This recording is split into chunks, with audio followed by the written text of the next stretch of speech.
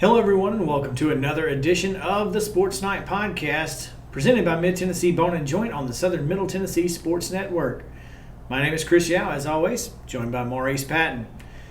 Of course, we want to take a moment to thank our sponsors, Beck Dental Care, who we really appreciate giving us all the shout-outs on Facebook and social media. Of course, Columbia Academy, Jones & Lang Sporting Goods, Custom Stone Handlers, and Mid-Tennessee Bone & Joint, our title sponsor. Custom Stone Handlers believes in leadership, and outside of the military, our greatest leader building platform is sports. Custom Stone Handlers proudly encourages young people to get in the game.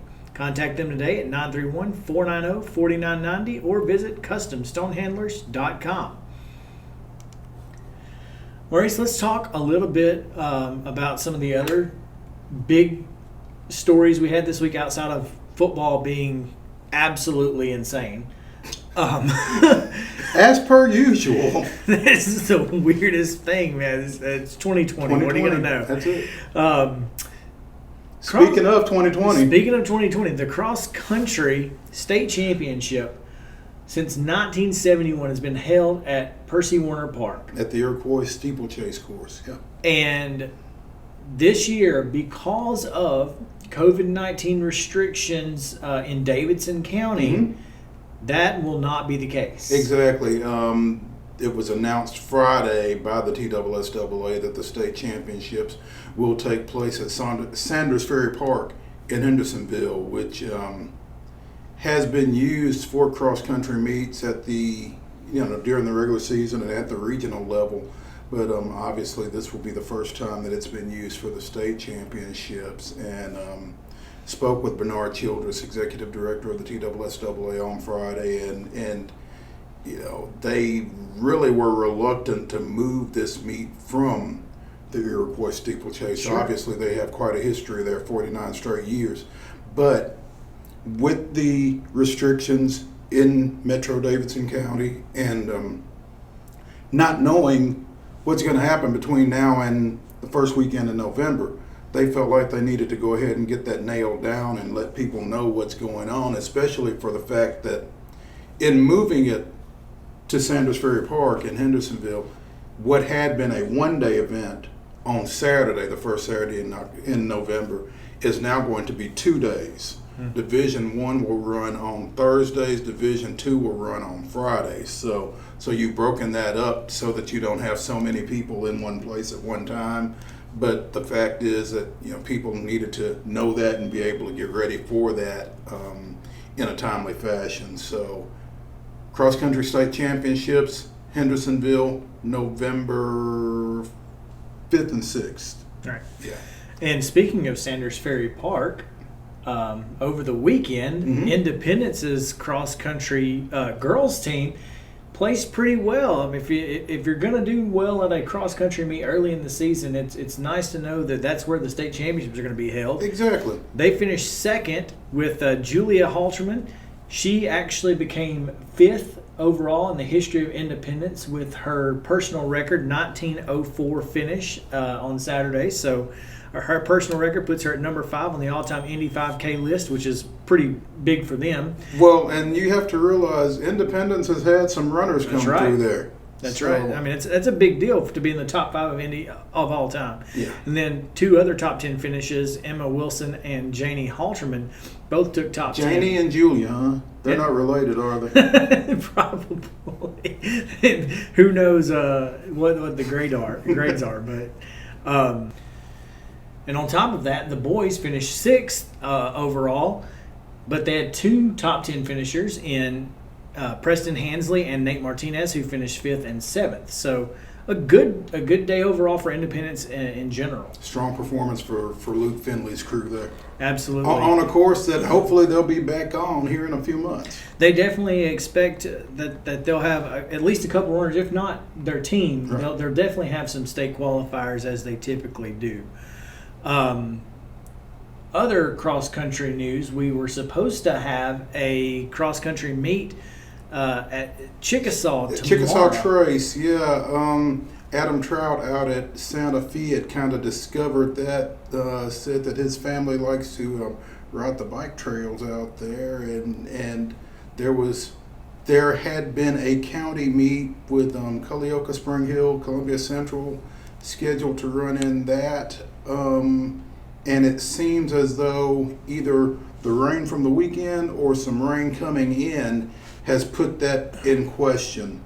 And also Central's team has been quarantined, so they would not be there under any circumstances. But the meet may or may not take place, so if you're interested in this meet, check in with one of those coaches and try to get some more definitive information than we have right now. Yeah. All right, let's move on to volleyball. Couple of big weekends for some teams, local teams. Summit went 4-0 last week. They beat Page and Franklin, both 2-0. So big week for the Lady Spartans. Then Independence also beat Page 3-1. But down in Lawrenceburg, we had a big tournament. The Border Battle every year is a big deal. Several local teams play in it, and I would assume by its name that they have some teams come up from Alabama, maybe. Assuming Yeah. they do.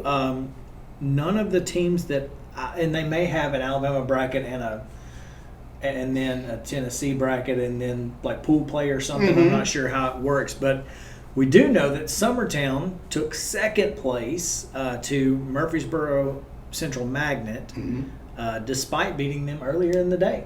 You know, when you play those pool play round robin type formats, you can get that kind of thing. And you know, Summertown, the defending Class A state champion, not real used to losing. This was their first of the year, as a matter of fact. Yeah, so, their first loss of the year, but they did beat Spring Hill, Murfreesboro Central, Marshall County, and Loretto all 2-0 during the day.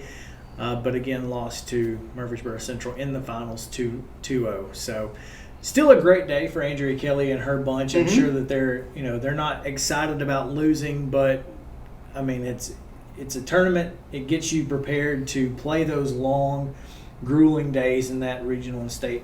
Exactly, and I'm not sure that the Lady Eagles are too concerned about a loss in August. No, I don't think their season goal is to win the Lawrence County Border Battle. With all due respect to the Lawrence County Border Battle, exactly. Hey, you're going down there later today, right? Yeah, I'll be down there this afternoon, this evening, for the Spring Hill Summertown game. So if you're out and about, come say hello. We'd love to give you a magazine or just shake your hand. Hang out. Yeah, just give you a fist bump, whatever.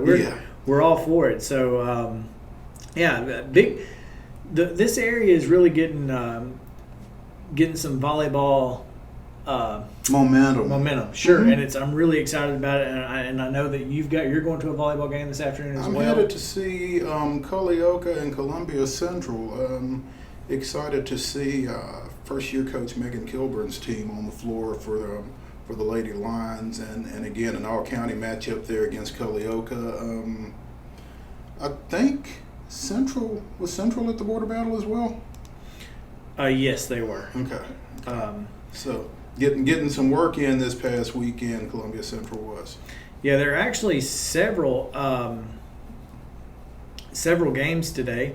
Columbia Academy is scheduled to travel to Battle Creek. No. Battleground. I'm sorry, Battleground, not Battle Creek. No, it's a middle school. Yeah.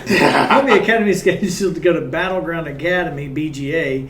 Zion will play at Mount Pleasant, of course, Culleoka at Central, and Spring Hill at Summertown. So, and several games tomorrow as well. So make sure if you want to watch some volleyball, there's plenty of options today and tomorrow. So be sure and check the schedule at sm-tnsports.com. We've got all of your fall sports for the week as far as the information that we have. And if you don't see your team listed, ask your coach to send us a schedule. Yeah, absolutely. I mean, we're happy to put it on there if we can find it. We are, like I said, we are excited and happy to let you guys know what is happening. Moving on to soccer, girls soccer. There's one game today. Grace Christian at Zion, whatever time that may be. I would guess around 5 or 6. But yeah. In the evening. Make sure to get out there for that. And then tomorrow is a full slate. You can see the schedule there on the screen. It is absolutely. Just some interesting matchups there. I'm intrigued by that Father Ryan Independence game. I think there are a lot of. I mean, it's kind of hard to say that you couldn't find a game that a soccer match that you would want to see. There's plenty of options, especially Richland and Hickman County.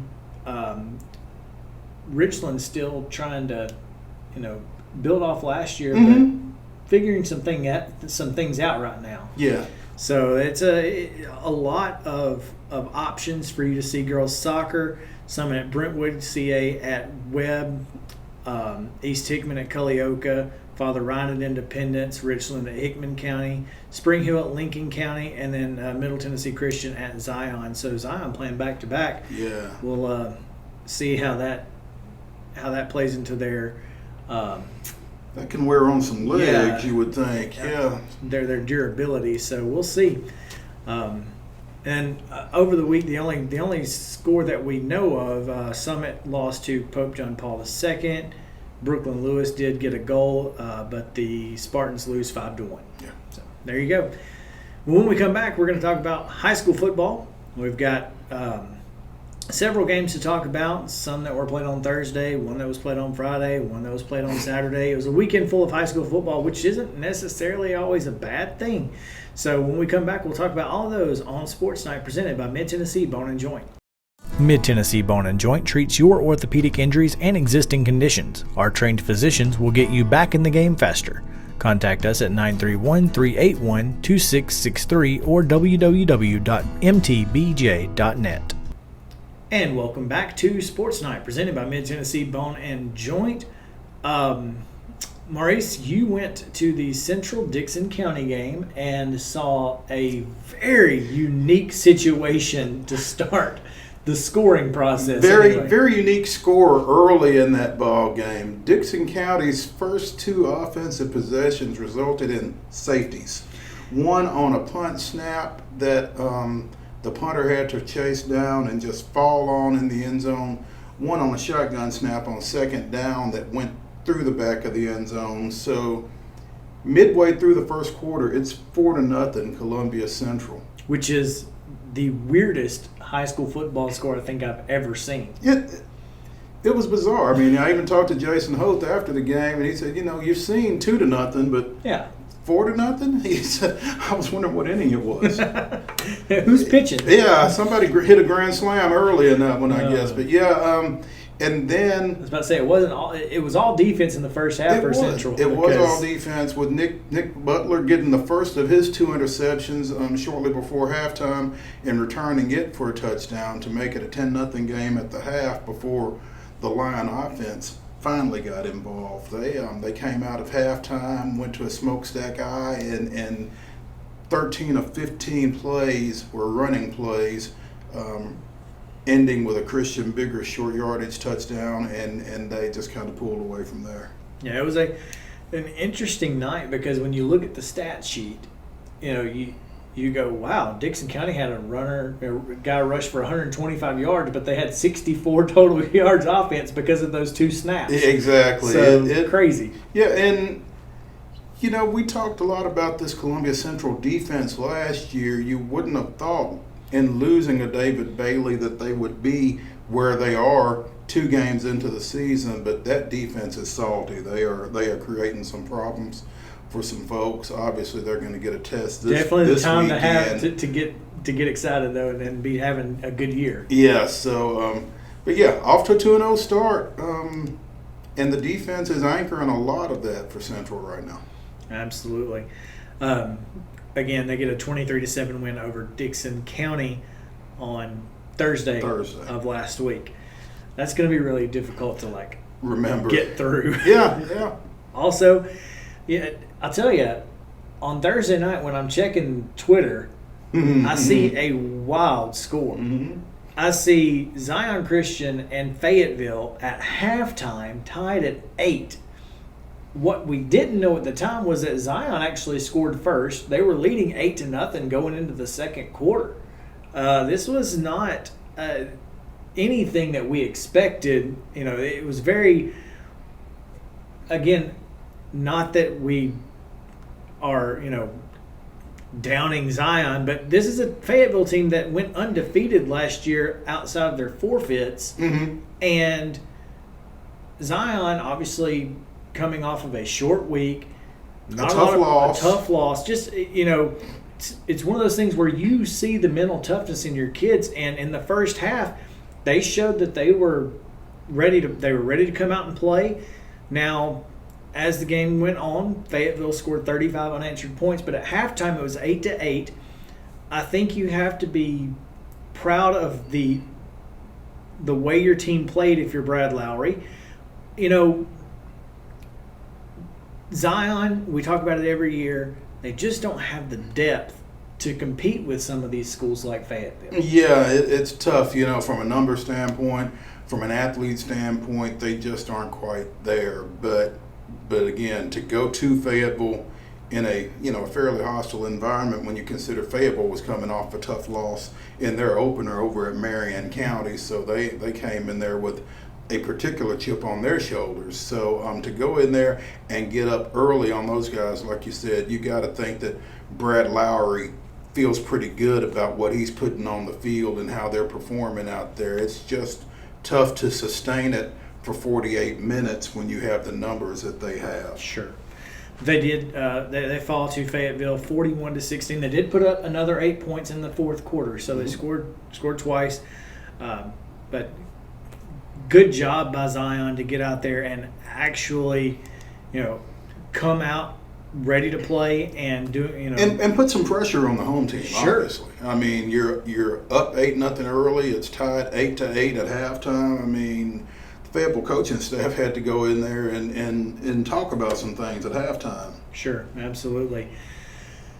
I'll tell you, talk about halftime adjustments and whatnot. Richland, we talked about it in week 1. They made some halftime adjustments and they scored 19 second half points against Rogers.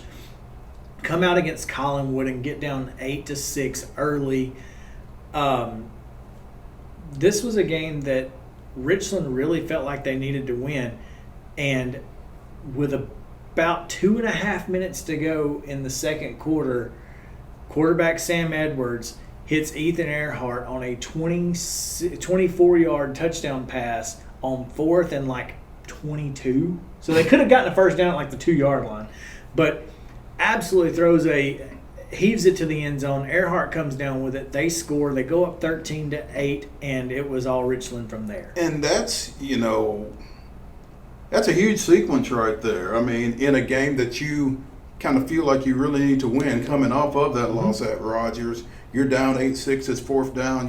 You're approaching the red zone. Or I just got knocked out of the red zone. That could very well. Well, yeah. It was 4th and 22. Yeah, so you're right. So you're thinking we need to get something right here, and they came through, took the lead right there, and pulled away. That's a big win in the home opener for the Raiders, I think. It really is, and because of the catalyst for this offense, the offense runs through Austin Seals. He had 17 carries, 193 yards, and just absolutely pounds the football for that team. And without him being that catalyst and the guy that they turn to, I don't know that they're able to grind the clock. And obviously they also gave up a safety because it was 8-6, and Collinwood scored 10 points. So Richland Thursday, big night for safeties. Big night for safeties, anyway.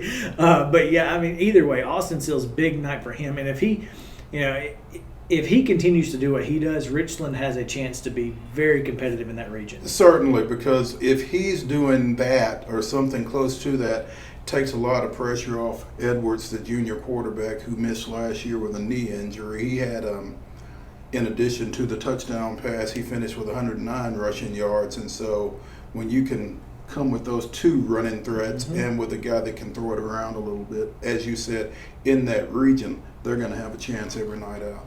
It's going to be exciting. And speaking of that region, this is a big week for that one. They get Mount Pleasant on Friday, and we'll talk about that on Thursday. Super excited about that game.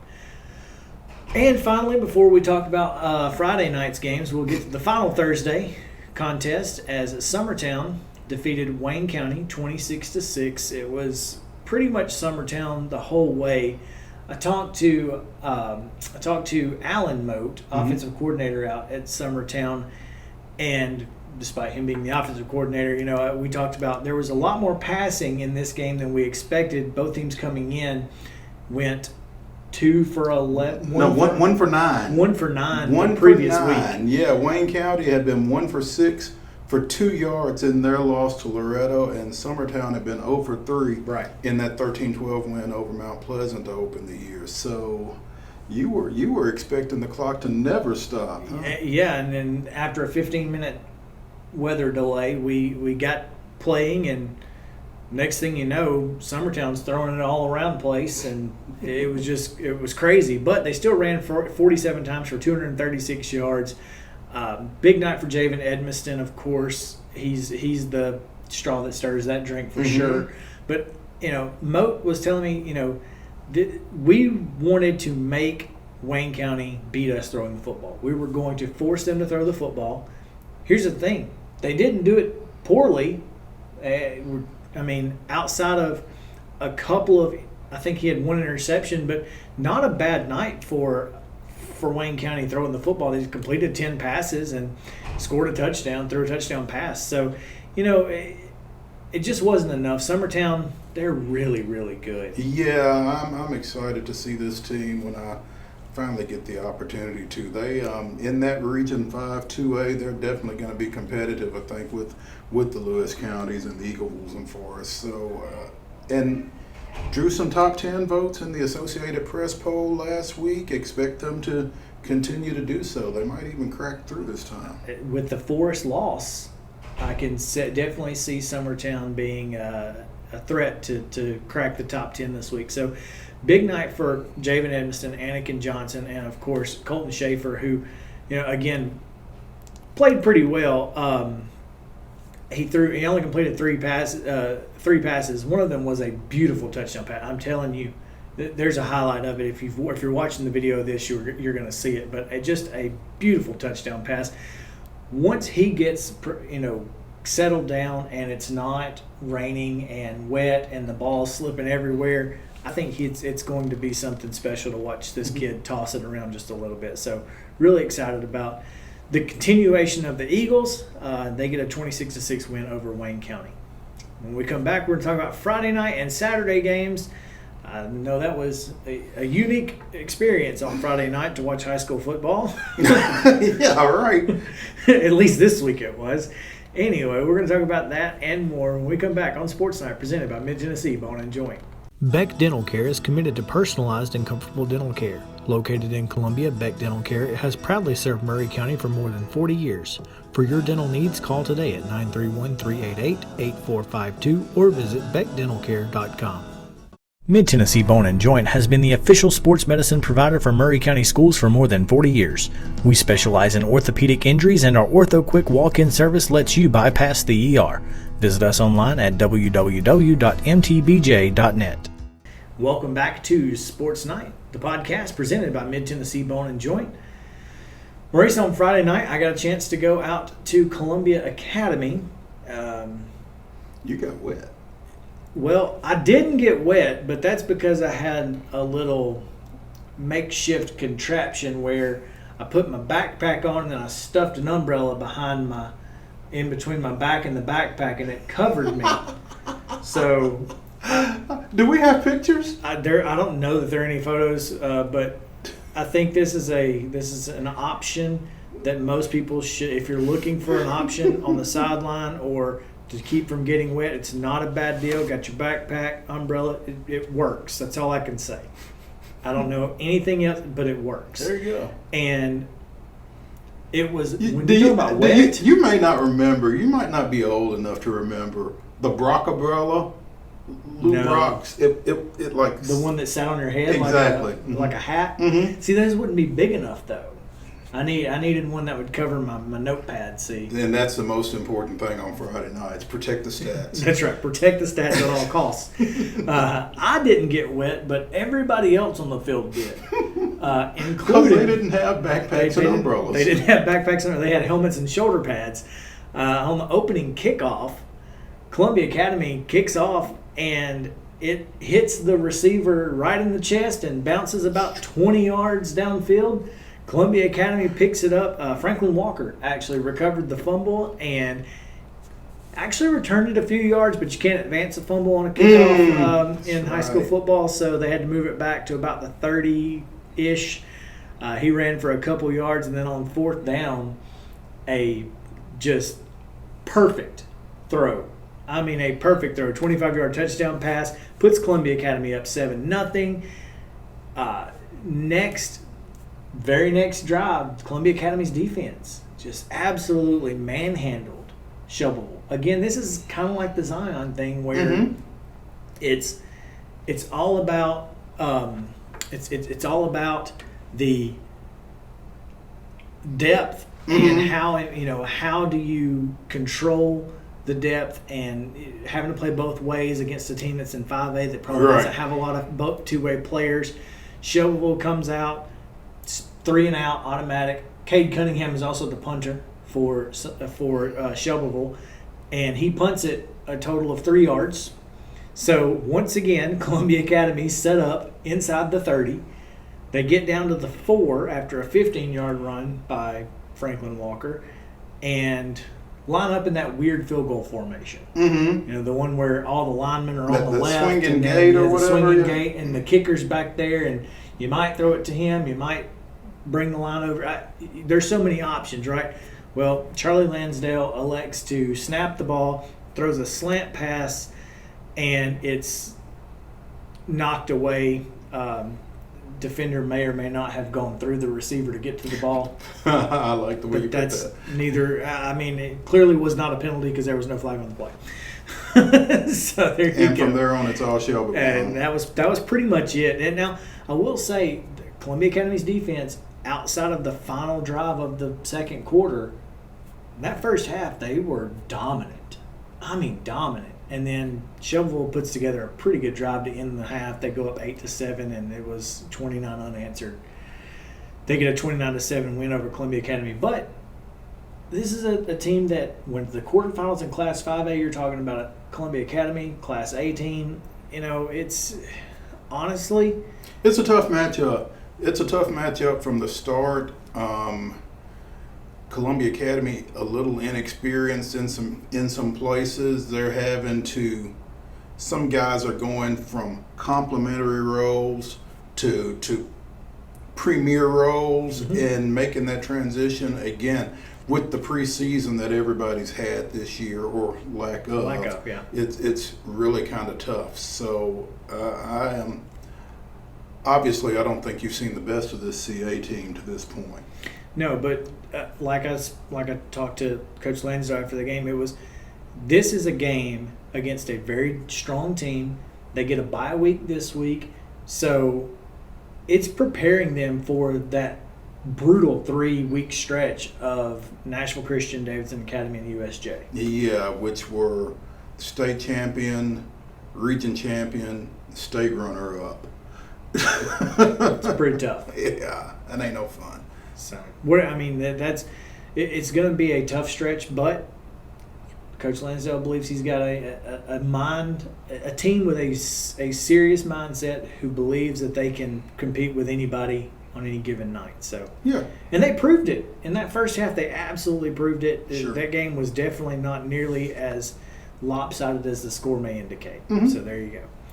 On Saturday afternoon, with sweat dripping off your face, man, you got to watch. I don't believe I have ever been as hot at a high school football game as I was Saturday. 2:00 kickoff for Summit and Spring Hill, and kudos first of all to Brian Coleman and Ben Martin for playing that game at 2:00 on a Saturday afternoon in August in Middle Tennessee. Yeah, kudos or.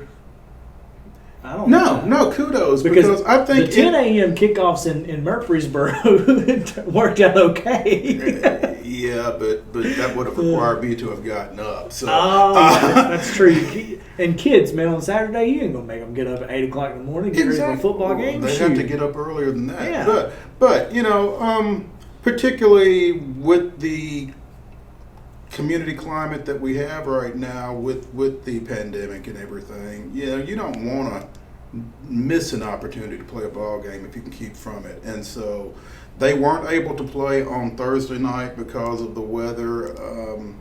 Friday night they did not anticipate being any better, and so they pushed it to Saturday. 2 o'clock allowed the field to dry a little bit more. So, and for the most part, other than the heat, it wasn't bad. Other than the heat. Yeah, that heat was rough, apparently. Yeah. But the pictures turned out really cool. It looked like a Saturday afternoon college football game. Exactly. Shout out to the Twitterless Rick Bew. Did a great job with that stuff. But, Summit pretty much did what a 5A state runner-up is supposed to do against a Spring Hill team coming off of a tough loss to Columbia Central the week before. They led this thing 21-0. Late in the second quarter, Spring Hill gets a big ball from Luca Boylan to Ramon Kelly. Really, it wasn't that big a ball. It was a short throw and a big run for Kelly to get on the board just inside the 2-minute mark. Summit comes back down and scores right at the horn to halftime to make it 28-7. Destin Wade gets out of the ball game along with Brady Pierce and Caleb Jolly, but Wade 14 of 20 for 253 and 2 touchdowns in a half. Yeah, that's a good day for it, and that was what you said. When you talked to Coach Collingwood about just forcing Destin to sit in the pocket and make throws. Yeah, and I tell you what, man, he throws a pretty ball. He does. And he looks good doing it. He stands there at 6'2", 6'3", and just really commands presence in the pocket. He rips it, man. And they've got some guys that can go get it. With Pierce, with Jolly, with Brandon King, Zach Switzer. You got options in the passing game, and they are doing a great job of taking advantage of them. And he had a clean pocket most all day. Sure. So. Big game for him, big game for Summit, 2-0 going into this weekend's Region 5-5A opener down at Columbia Central. Yeah. All right, moving on. After Summit gets a 28-7 win, Spring Hill on Saturday, let's give out some awards. What do you say? All right. We're going to talk about the Custom Stone Handlers Team of the Week, and I think If we could just give it to the Columbia Central defense, we probably would, but we're going to give it to the whole team because in that first drive of the second half, they lined up and just absolutely shoved it down Dickson County's throat. They did, yeah, and it was reminiscent of their game last year against Spring Hill, where they trailed, I think 12-0 at halftime, came out and just pounded the ball for about 80 yards and a score, and really kind of took control, took momentum in that ball game, and went on to the victory. And it looked a lot like that. They showed some smokestack eye, which is one of my favorite high school football offenses, with the fullback, the midback, and the deep tail. And Watson Harvey, Antoine Moore, and Christian Biggers really got some work done there in that first drive to start the third quarter. And again, they just kind of took control from there. Jace Hoth with a touchdown catch from Brady McCandless to wrap up the scoring there. But, kind of a momentum switcher right there to start that second half for Columbia Central. And after the 2 safeties and the Nick Butler pick six to kind of put the Cougars on their heels early on. So, I think Team of the Week is a deserving honor. It was a very, very good win for Columbia Central. Everybody got involved, so that's what's important. Let's talk about our Player of the Week. What do you say? Well, we talked about him a little earlier. Pretty much the catalyst, even though he did not score in Richland's 26-10 win over Collinwood. Austin Seals, 17 carries, 193 yards, and when you're gaining a first down every time you touch the ball, that's not a bad day. Yeah, it's tough to argue with nearly 200 yards rushing from anybody on any given night, but especially when your team absolutely needs you to be that guy and to get first downs and keep the clock running just to get your team a win. So big night for Austin Seals. Congratulations to that young man. And finally, we've got our Scholar Athlete of the Week is a player who didn't get to play this week, unfortunately. Yeah, congratulations to Brigham Morcall of Independence, our Scholar Athlete of the Week. Independence was scheduled to play Thursday against Christ Presbyterian Academy. Again, weather dictated They were otherwise. scheduled to play Friday. Yeah. They moved it to Thursday, and they just decided not to play it. Yeah, so tough break for those kids, but congratulations to Mr. Morcall, who is our Scholar Athlete of the Week this week. 3.5 star recruit and 26 on the ACT, so that's pretty good. That ain't bad. That'll get you some money. That will. That'll get you some will. money. So there you go. Congratulations to that young man. Had a great game 2 weeks ago against Summit. So, one of those options for Jackson Campbell on the outside that we keep talking about. So very important for him. Coaches, if you've got someone you want us to consider for Scholar Athlete of the Week, please email us their information at sports@sm-tnsports.com. Yes, absolutely. Any sport does not matter that's playing right now. We want to definitely honor those kids who are excelling both in the classroom and on the playing surface. Whatever that may be. Field, court, course, yeah. Doesn't matter. Get us those names. Absolutely. All right, so let's talk about our picks brought to you by Jamie Davis Allstate. You're in good hands with Jamie Davis. For a free quote, call 615-392-1122 and make sure to tell her that Southern Middle Tennessee Sports sent you. We picked 7 games. We did. As we said, CPA and Independence did not play. But I'll tell you, it was a pretty good week. It doesn't get much better than 6-0. It doesn't. I'll take that. I'll take that every week. Would have taken 7-0. Nonetheless, 6-0 both ways. It almost feels like it was kind of predestined to that. Yeah. The games, we're going to go that way because we picked them, because obviously he has a crystal ball. So I didn't see that CPA Independence thing. Didn't see that one coming. Yeah. It's okay. Either way, 6-0 this week, both of us. Honestly, it's one of those weeks where you feel good about what you're, the picks you're making and that sort of thing. So I'm not saying that you should listen to us on Thursday, but you should probably listen. I'm just saying that you should listen to us on Thursday. Exactly. Yeah. So yeah, I hate that our game of the week was the one game canceled. I was really looking forward to that ball game. CPA coming off that win over at Riverdale to open the season, and just to see how Independence built on that last second loss to Summit, because I think they were going to come out and as we talked Thursday, it's not like they played badly. No, they didn't Summit, play poorly.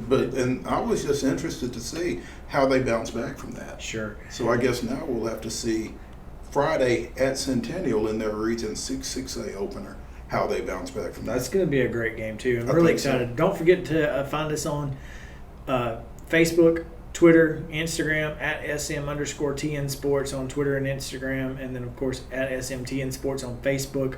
You can join our group, Southern Middle Tennessee Sports, the group on Facebook as well, and of course the website sm-tnsports.com. Got a lot of great stuff coming up this week. You're not going to want to miss it. Make sure to subscribe to our website. Absolutely free to do so. It doesn't take anything. All you got to do is just go to our website, type in your email, hit subscribe, and everything we write and publish will go directly to your inbox, and you can open it and read it from there. It's a great tool to keep up with high school and other local sports in the area. So we appreciate you guys so much. Make sure to follow us. Make sure that you give Jamie Davis a call, who sponsors our picks each week. 615-392-1122, and tell her that we sent you. It's absolutely free for you guys. So we're trying to do everything we can to keep you guys informed and make your lives a little bit better in Southern Middle Tennessee. So we appreciate everything that you guys are doing. We'll see you on Friday night, hopefully, At this point, it looks like games are going to be played on Friday night this week. So let's just knock on wood. Other than that, we'll see you on Thursday around noon on the the Sports Night podcast, again on the Southern Middle Tennessee Sports Network. This is Sports Night, the podcast, presented by Mid Tennessee Bone and Joint. Have a great day.